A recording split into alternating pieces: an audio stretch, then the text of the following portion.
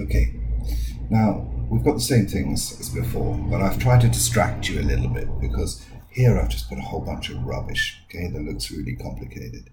But remember, that's really got nothing to do with anything because it's this guy that we're trying to get by itself. So let's have a look. What's happening to this x? Well, on the inside, okay, is being multiplied by r. Then on the outside, it's got the plus t. But we're going to unwrap this from the outside in. Here on this side, we've got on the inside, we're trying to get the x by itself, and on the inside, we've got the plus t, and then on the outside, we've got the times by r. So we've got the same operations in both questions. We've got a plusing of a t, which means that we will have to minus t. We've got the timesing of the r, so that means that we should divide by r. So let's unwrap this one. So the first one is we need to get rid of the outer layer first before we can get at that r. And so we need to take t away. So we're going to go p squared q minus t equals rx. Here we had to get rid of the outer layer, which was timesing by r, and the opposite of timesing is divide, so we're going to get square root p squared q over r equals t plus x. And you can see that I've unwrapped from the outside here. What was times by r becomes divided by r. What was plus t becomes minus t. So let's get rid of this final layer. This is the thing we're trying to get by itself, and it's being surrounded by times by r. So to get rid of times by r, we need to divide by r. And so we're going to get p squared q minus t divided by r.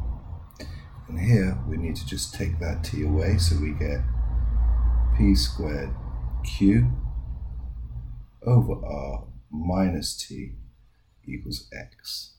So we had that rubbish, take away t, divide by r, and then we had this rubbish, divide by r minus t. Same operations, but in a different order. Let me draw a line under there so we can see these two separate questions.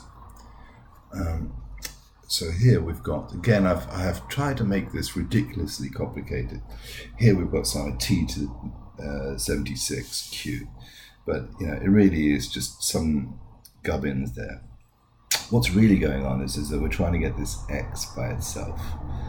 And notice that the x itself is not being squared. Okay? And so x plus something divide by something. So the outer layer here. So we've got the plussing of the p squared on the inside and the dividing of the y cubed first.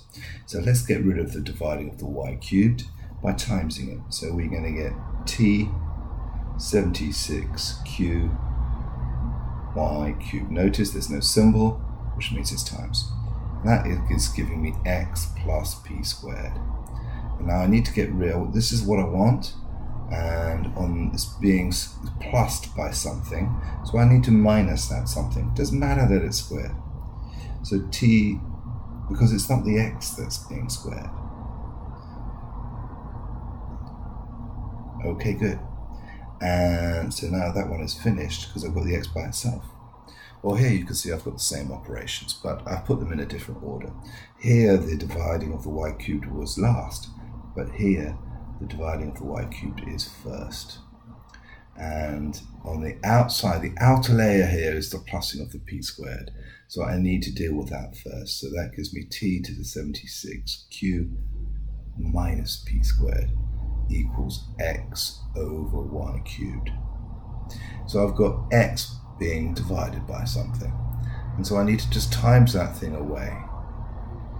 And so this is going to give me x, and then put the times at the front here.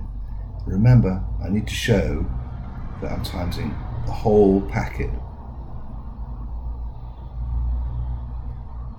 And that will be my final answer for that one.